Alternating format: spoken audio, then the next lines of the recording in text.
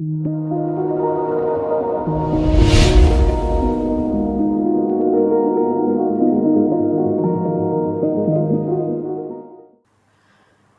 للہ رب العالمین الصلاۃ والسلام علی سید الانبیاء والمرسلین اما بعد فاعوذ باللہ من الشیطان الرجیم بسم اللہ الرحمن الرحیم رب اشرح لی صدری ویسر لی امری واحلل عقدۃ من لسانی یفقہوا قولی آمین۔ امید کرتا ہوں آپ سب خیریت سے ہوں گے اور اللہ آپ سب کو ہمیشہ خوشباش اور آباد رکھے۔ آج کی جو ہماری گفتگو کا جو ٹاپک ہے اس سے آپ لوگ بخوبی واقف ہیں، ٹائٹل میں آپ لوگوں نے پڑھ لیا ہوگا، تو وہ سیدنا حضرت عمر فاروق رضی اللہ تعالیٰ عنہ کی ذات پاک ہے، عمر بن خطاب رضی اللہ تعالیٰ عنہ کی ذات پاک ہے۔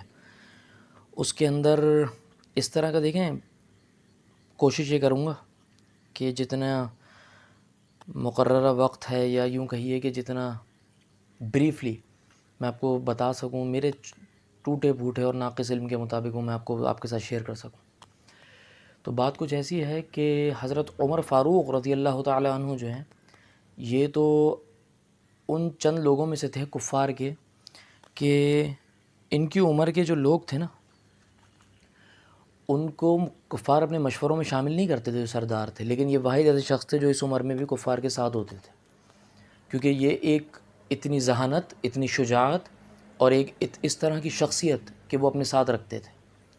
دوسرا یہ کہ انہوں نے کفار نے جب مسلمانوں پر مظالم ڈھانا شروع کیے نبی علیہ السلام کے اعلان نبوت کے بعد، تو یہ ان میں شامل تھے۔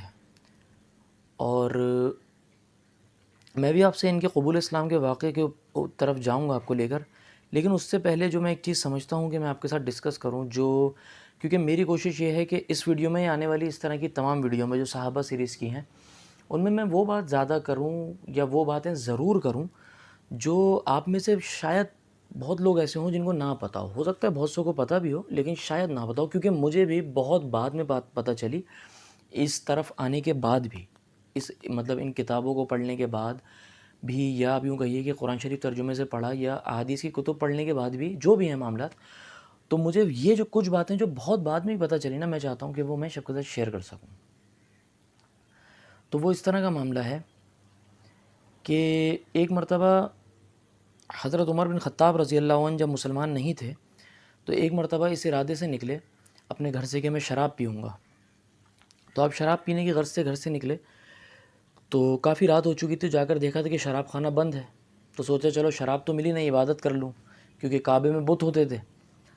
تو آپ کعبے کی طرف بڑھے تو پورا مکہ آپ یہ سمجھ لیجئے کہ سو رہا ہے، تو دیکھا دور سے کہ ایک شخص کھڑا عبادت کر رہا ہے۔ اب جا کر قریب جا کر دیکھا تو نبی کریم صلی اللہ علیہ وآلہ وسلم۔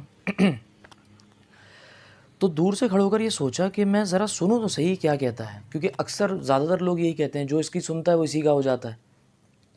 تو اب آپ تھوڑا سا سینیریو کو سمجھیے گا کہ جو کعبہ ہے، کعبے کی جس سائیڈ پر نبی علیہ السلام عبادت کر رہے ہیں، اس کے بالکل اپوزٹ عمر بن خطاب رضی اللہ عنہ غلاف کے اندر گئے، اور غلاف کے اندر ہی اس طرح کمر لگا کر، غلاف کے اندر مطلب دیوار سے کعبے سے کمر لگا کر اس طرح کھسکتے کھسکتے غلاف کے اندر ہی گھومتے گھومتے غلاف کے اندر ہی نبی علیہ السلام کے سامنے آ گئے۔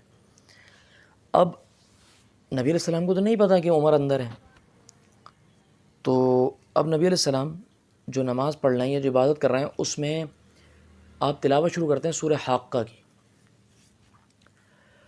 اب جب حضرت عمر بن خطاب رضی اللہ عنہ یہ تلاوت سنتے ہیں نا، تو وہ کہتے ہیں، دل میں کہہ رہے ہیں، نہ وسپرنگ تک نہیں کر رہے، جو سرگوشی ہوتی ہے نا وہ تک نہیں ہو رہی، صرف دل میں سوچ رہے ہیں، گمان ہے کہ کیا کمال کا شاعر ہے۔ عرب جو ہیں وہ شاعری سے بڑا شغف رکھتے تھے، کیا کمال کا شاعر ہے۔ تو غالباً سورہ حاقہ کی 41ویں یا 51ویں آیت ہے، آپ لوگ ضرور چیک کیجئے گا، تو مجھے کامنٹ میں بتائیے گا کہ کون سی آیت ہے، میں بھی چیک کروں گا، لیکن جس نے کیا ہو چیک وہ مجھے بتائے، تاکہ مجھے پتہ چلے کہ آپ لوگ بھی دیکھ رہے ہیں، کیونکہ میرا مقصد یہ ہے کہ کوئی ایک بھی اس طرف آ جائے نا، یا میں آپ کی وجہ سے اس طرف آ جاؤں تو بیڑا پار ہو جائے گا، کیونکہ بھائی مرنا تو ہے، یہ طے ہے بات۔ بہرحال اس پر ایک بعد میں تفصیل سے بات ہوگی۔ تو بہرحال اب وہ نبی علیہ السلام کے سامنے آ گئے اور فرما رہے ہیں، دل میں سوچ رہے ہیں کیا کمال کا شاعر ہے۔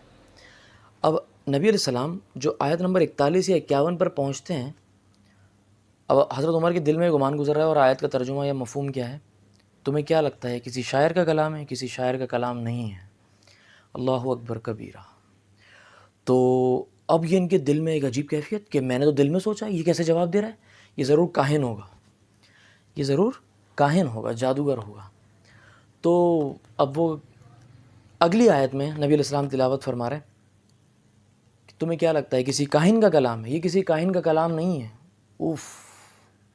حضرت عمر بن خطاب رضی اللہ عنہ کی کیفیت بالکل بدل جاتی ہے، اور وہ غلاف میں اسی طرح اندر غلاف کعبہ کے اندر گھومتے ہوئے آتے ہیں، بالکل اپوزٹ سائڈ، اور غلاف سے باہر نکل کے بھاگ جاتے ہیں۔ تو ایک چھاپ تو پڑ چکی تھی پہلے ہی، ایک اثر تو آ چکا تھا، پھر دعائے رسول ہیں آپ صلی اللہ علیہ وسلم، کیونکہ نبی علیہ السلام کچھ مانگے اور اللہ، ایسا ہو ہی نہیں سکتا کہ اللہ پاک جو ہے وہ نہ دے۔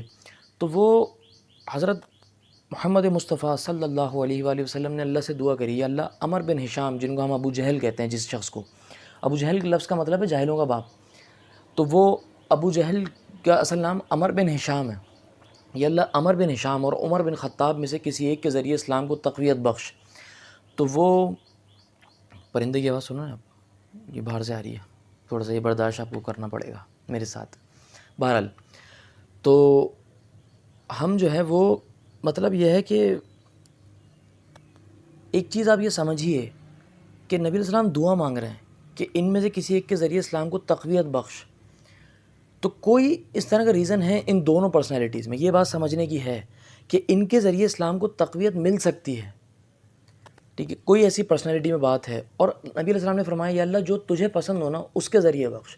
اللہ کو عمر بن خطاب پسند ہے، اللہ نے عمر بن خطاب کو مسلمان کیا، اور حضرت عمر رضی اللہ تعالیٰ عنہ جو ہیں، یہ تو قصہ مختصر یہ کہ بڑے مظالم ڈھانے کے بعد ان کو ایک دن انہوں نے سوچا کہ بھائی آج جو ہے نا وہ محمد کو صلی اللہ علیہ وسلم کو قتل کر دوں گا معاذ اللہ۔ تو تلوار لے کر نکلے اور سوچا کہ میں جب مار دوں گا تو بنی ہاشم جو ہیں، جو اللہ کے رسول کے خاندان والے ہیں، یہ قصاص کے ذریعے مجھے مانگیں گے، تو میرے بنو عدی والے جو ہیں، میرے قبیلے والے، مجھے ان کے حوالے کریں گے، وہ مجھے مار دیں گے، تو دونوں قصاص پورا ہو جائے گا اور معاملہ ختم ہو جائے گا، کم سے کم اس چیز سے جان تو چھوٹے ہی ہماری، جو اسلام کے نام پر ہم پر مسلط ہو گئی ہے۔ تو وہ بہرحال حضرت عمر نکلے، رستے میں ایک صحابی مل گئے۔ اب جو صحابی ملے ہیں ان کا اسلام کھلا نہیں تھا، وہ چھپ کر جو ہے وہ مطلب مسلمان تھے، اس وقت اعلان نہیں کیا تھا انہوں نے اس بات کا کہ میں مسلمان ہوں گا۔ انہوں نے بولا عمر کہاں جا رہے ہو؟ شہر میں تلوار لے کر گھوم رہے ہو؟ بولا آج محمد کو قتل کر دوں گا معاذ اللہ۔ کہا پہلے اپنے گھر کی خبر لو، تمہاری بہن فاطمہ بنت خطاب اور سعید ابن زید، یہ سعید ابن زید جو حضرت عمر کے جو بہنوں ہی ہیں، یہ صحابی عشرہ مبشرہ ہیں، ایک مجلس میں جس میں نبی علیہ السلام نے 10 صحابہ کو جنت کی بشارت دی ہے۔ اللہ کے رسول صلی اللہ علیہ وسلم نے فرمایا ابو بکر فی الجنہ، عمر فی الجنہ، عثمان فی الجنہ، علی فی الجنہ، طلحہ فی الجنہ، زبیر فی الجنہ، عبد الرحمن بن عوف فی الجنہ، سعد ابن ابی وقاص فی الجنہ، سعید ابن زید فی الجنہ، اور ابو عبیدہ ابن جراح فی الجنہ۔ یہ 10 لوگوں کو، اور ان میں سے کئی کو کئی بار بھی ملی ہے جنت کی بشارت، تو ان میں یہ شامل ہیں سعید ابن زید۔ تو ان کو جب حضرت عمر کو یہ پتہ چلا تو بالکل ہیں میری بہن نے وہیں راستہ بدلا اور سیدھا اپنی بہن کے گھر۔ اب بہن کے گھر پر جو دستک دی ہے اس سے ہی بہن کو اندازہ ہو گیا عمر ہی کون؟ عمر، ایک کبھی تاری ہو گئی، عمر کا ایک روب ہے۔ سعید ابن زید رضی اللہ تعالیٰ عنہ اور حضرت فاطمہ بنت خطاب رضی اللہ تعالیٰ عنہ، ان دونوں کو حضرت خباب رضی اللہ تعالیٰ عنہ قرآن شریف پڑھا رہے ہیں۔ انہوں نے حضرت خباب کو اندر چھپایا، قرآن شریف کے صحیفے چھپائے، دروازہ کھولا، حضرت عمر اندر آئے، بحث ہوئی، اور انہوں نے بہن کو مارا ہے، بہنوں ہی کو مارا ہے، زخمی کر دیا۔ اور زخمی کرنے کے بعد جو ہے وہ حضرت عمر کی بہن نے بولا عمر آج تو مجھے جان سے مار دے، میں ایمان نہیں چھوڑوں گی۔ اب عورت جو ہے نا وہ عرب میں جوتی کے مانند تھی۔ حضرت عمر سوچ رہے ہیں کہ یہ میرے سامنے منہ نہیں کھولتی تھی، یہ اس طرح کی اس کے اندر جرت کیسے، یہ کیا چیز ہے اس کے اندر؟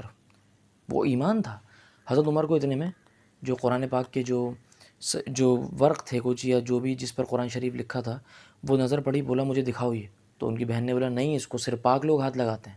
حضرت عمر نے غسل کرا اور اس کو پڑھنا شروع کیا، سورہ طٰہٰ، تو وہ دل میں اترتی گئی، اور فرمایا کہ یہ کلام جو ہے یہ کوئی انسان نہیں کہہ سکتا، یہ اس کائنات کے خالق کا کلام ہے، مجھے محمد کے پاس لے چلو صلی اللہ علیہ وسلم۔ گلے میں تلوار ڈالی، گلے میں تلوار غلام ڈالتے تھے، اور چلے ہیں دار ارقم کی طرف۔ حضرت ارقم رضی اللہ عنہ کے گھر کا نام دار ارقم ہے۔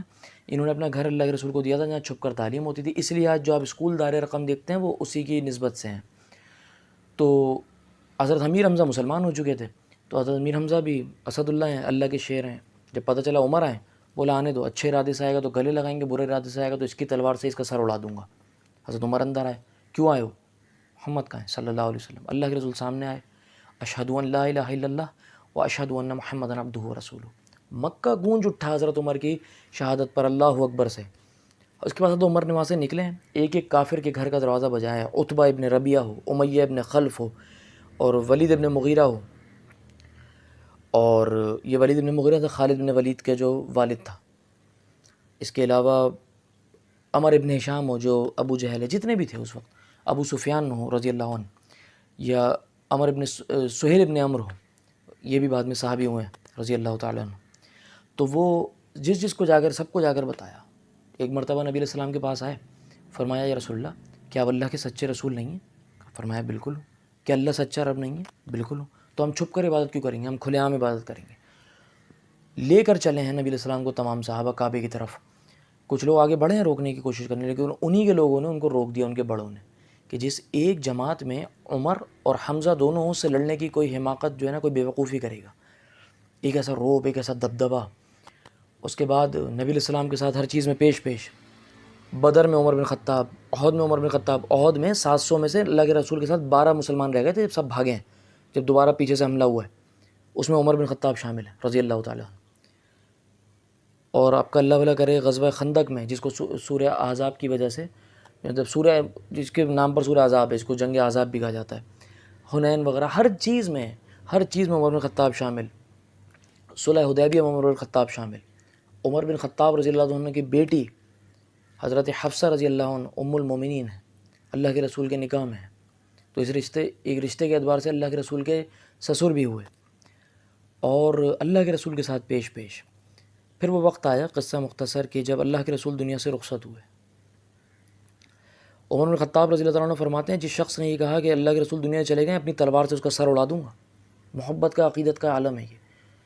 ابو بکر صدیق رضی اللہ عنہ کی زبان سے جب یہ سنا ہے، کیونکہ وہ صدیق ہے، کہ اللہ کے رسول دنیا سے جا چکے ہیں، تو حضرت عمر فرماتے ہیں میرے پاؤں میرے جسم کا بوجھ نہیں اٹھا سکے، زمین پر گر گئی، اور ایک غم کی کیفیت، برا حال غم سے۔ تو اس کے بعد حضرت ابو بکر صدیق رضی اللہ عنہ کو امت نے خلیفہ چنا، ان کے ساتھ بھی ان کے بہترین وزیر، ان کے بہترین مشیر بن کر، ہر چیز میں ان کو مشورے دینا، ہر چیز میں اپنی ذات نہیں ہے، اللہ کی ذات ہے، جو اللہ کا فرمان ہے، جو اللہ کا کلام ہے، اس کے حساب سے فیصلے، اس کے حساب سے مشورے دینا۔ اور وہ وقت پھر آتا ہے کہ جب حضرت ابو بکر صدیق رضی اللہ تعالیٰ عنہ دنیا سے رخصت ہوتے ہیں، اور نامزد کرتے ہیں لوگوں سے مشورہ کر کے حضرت عمر بن خطاب کو۔ حضرت عمر بن خطاب رضی اللہ عنہ فرماتے ہیں کہ ابو بکر، یہ میرا نام مت لینا، جب یہ نام پتہ نہیں چلا ہے میرا نام ابو بکر لینے والا ہے، میرا نام مت لینا۔ اور یہ کہہ کر چلے گئے، اور فرمایا کہ تم جس کو منتخب کرو گے میں اس کے ہاتھ پر بیعت کر لوں گا، بس یہ خلافت کا بوجھ میں نہیں اٹھا سکتا، اللہ کو جواب نہیں دے سکتا اس بارے میں ڈرتا ہوں اس چیز سے۔ یہ ایک تقوی کا عالم ہے، یہ ایمان کا عالم ہے۔ تو اس بات کو یہاں پر ابھی ہم یوں کہیے کہ روکیں گے کچھ دیر، اور انشاءاللہ اس کا دوسرے پارٹ میں وہ چیز ہم انشاءاللہ ڈسکس کریں گے جو حضرت عمر بن خطاب رضی اللہ عنہ کا دور خلافت ہے۔ تب تک کے لیے اجازت دیجیے۔ السلام علیکم ورحمۃ اللہ وبرکاتہ۔